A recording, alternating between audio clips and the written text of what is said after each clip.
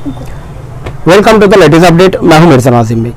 आज की इस वीडियो में हम बात करने वाले हैं कि 8 जून के बाद बहुत सारी चीज़ें हैं उसमें रियायत दी जाएंगी और बहुत सारे चीज़ें ऐसे हैं जिन्हें 30 जून तक प्रॉपर्ली बैन करके रखा गया है, सस्पेंड करके रखा गया है और बहुत सारे चीज़ों में कंसल्टेशन की जाएंगी।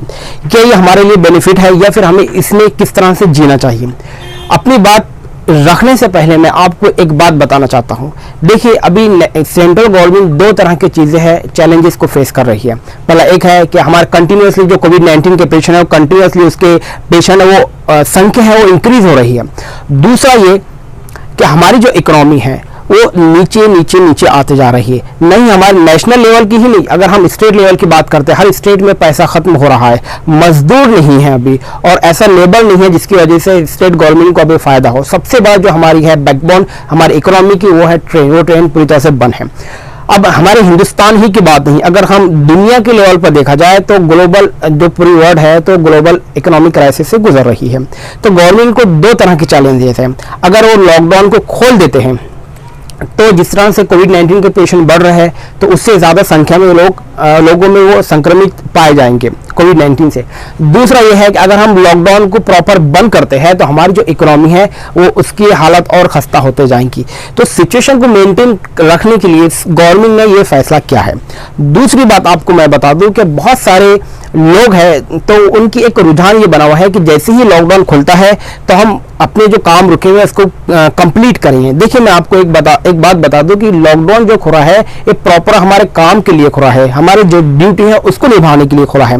हम एक लाइन में खड़े रहकर ये नहीं कहते हैं कि जैसे लॉकडाउन खुला तो हम स्पीड पकड़ देंगे, रनिंग करना शुरू हो जाएंगे। नहीं, अगर हम लॉकडाउन के बीच में भी काम करते हैं तो प्रॉपर कोविड-19 से बचकर हमें काम करने की जरूरत है। ऐसा नहीं है कि कोविड-19 के जो पेशेंट है वो खत्म होते आ रहे हैं। दुनिया में जितने भी आज दुनिया में 70 लाख के करीब कोविड-19 के पॉजिटिव पेशेंट अभी तक संक्रमित पाए गए हैं।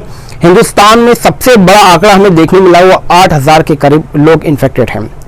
तो हमें अगर कोविड-19 में अगर हम किसी भी तरह का कोई भी ड्यूटी करते हैं, कोई भी हम ऑक्यूपेशन से बिलोंग करते हैं तो उस कोविड-19 से बचकर हमें वो काम करना है। तो अब मैं आपको बताता हूँ वो कौन से 3 फेसेस है जिसमें गवर्नमेंट ने रियायत दी है। गवर्नमेंट ने उसे हमें बताया है कि आपको क्या चीज़ करना है और क्या चीज़ नहीं करना। जो फेस 1 है लॉकडाउन 5 में, फेस 1 में हमें जो रिलीजियस प्लेसेस है, इबादत गाहें, होटल, रेस्टोरेंट और शॉपिंग मॉल, ये 8 जून से खुल जाने की बात कही गई है सेंट्रल गवर्नमेंट की जानिब से, या फिर हेल्थ मिनिस्टर ने ये गाइडलाइन इशू की है। कौन सी? इबादत गाहें, रिलीजियस प्लेसेस है, होटल्स है, रेस्टोरेंट है और शॉपिंग मॉल है, ये 8 जून के बाद खुल जाएंगे। ऐसे हालात मतलब ऐसे सेंट्रल गवर्नमेंट का ये गाइडलाइन है। दूसरी बात ये कि जो फेज 2 है उसमें ये गाइडलाइन बताई है कि जो एजुकेशनल इंस्टीट्यूट है इंक्लूडिंग स्कूल और कॉलेजेस, और उसमें ये हम ये भी बोल सकते हैं जो कॉन्वेंट वगैरह होती है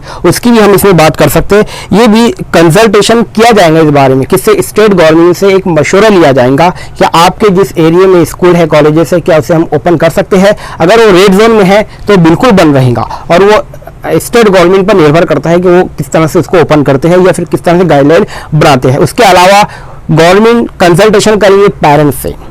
और मेरी अगर ऐसी राय है तो ये देखा जाए अगर खुल जाता है एजुकेशनल इंस्टीट्यूशन तो उसमें कैसा है, बच्चे डर के मारे एजुकेशन हासिल नहीं कर पाएंगे। अगर बच्चे स्कूल में है तो उनका कंसंट्रेशन प्रॉपर स्टडी पर नहीं होगा क्योंकि उनके जहन में एक ही रुझान होगा कोविड-19। दूसरा यह है कि हम देखते हैं स्कूल में, कॉलेजेस में सोशल डिस्टेंस को मेंटेन करना एक मुश्किल काम है। तीसरी बात है कि पेरेंट्स भी फिक्रमंद होंगे। अगर उनका बच्चा स्कूल जाता है या फिर कॉलेज जाता है तो उनके पेरेंट्स ऑब्वियसली उनके लिए फिक्रमंद होंगे। तीसरा जो फेस है वो ये है कि जो इंटरनेशनल एयर ट्रैवल है, मेट्रो है, रेल सर्विसेज है, सिनेमा हॉल है, जिम्स है, स्विमिंग पूल है, बार है और इंटरटेनमेंट पार्क है या फिर ऑडिटोरियम है, ये जो है तो पूरे कंट्री में बिल्कुल बैन रहेंगे। अभी इस पर कोई फैसला नहीं आया सेंट्रल गवर्नमेंट की जानिब से, ये अब कब खोलेंगे इसकी कोई बात नहीं है। इसके अलावा जो इंटरनेशनल पैसेंजर फ्लाइट है वो भी सस्पेंड रहेंगी 30 जून तक। ये बात बोलिए दिल्ली मेट्रो रेल कॉर्पोरेशन की जानिब से ट्वीट किया गया था, 30 जून तक ये बंद रहेंगे। उसके अलावा जो एक स्टेट से अदर स्टेट में अगर हम ट्रैवल करते हैं तो उसकी अब परमिशन निकालने की जरूरत नहीं पड़ेगी, अब उसको अलाउ कर दिया गया है। देखिए, मैं आपको आखिरी में एक बात बताना चाहता हूं कि कोविड-19 बहुत सारे एक्सपर्ट और जो उनका ये कहना है कि कोविड-19 एक लंबा सफर तय करने वाला है, वो हमारे हिंदुस्तान की बात हो या फिर नेशनल लेवल या इंटरनेशनल लेवल की बात हो। जैसे बहुत सारे वीआईपी लीडर्स ने ये बात कही है, यहाँ तक कि वर्ल्ड हेल्थ ऑर्गेनाइजेशन ने भी ये बात कही है कि ये जो कोविड-19 है, हमें इस बात का डर है कि हमेशा रह सकती है, जैसे मलेरिया और HIV वायरस हमेशा के लिए रह चुका है। लेकिन अब हमेशा तो हम लॉकडाउन नहीं कर सकते, अब हमें बाहर आकर इस चैलेंज को फेस करना है। अब हमें कोविड-19 को किस तरह से मात देना है। अगर हम एक नाई है, अगर हम सैलून की दुकान पर काम करते हैं, तो हम पूरी तरह से कोविड-19 से बचाव का पहनावा पहनकर पीपीई ड्रेस पहनकर हमें लोगों की सेवा करना है। और ऐसे बहुत सारे काम है जिसकी वजह से हम जिसको करते वक्त हम इस बात का ध्यान रख सकते हैं कि अब पूरे ड्रेस पहनकर हम कोविड-19 से लड़ सकते हैं और अपना कारोबार जो है उसको बढ़ा सकते हैं, उसको मेंटेन कर सकते हैं, और जो देश की इकोनॉमी नीचे जा रही है उसको एक सतह में ला सकते हैं। ये थोड़ा सा एनालिसिस था, उम्मीद करता हूँ आपको कुछ जानने को मिला होगा। शुक्रिया।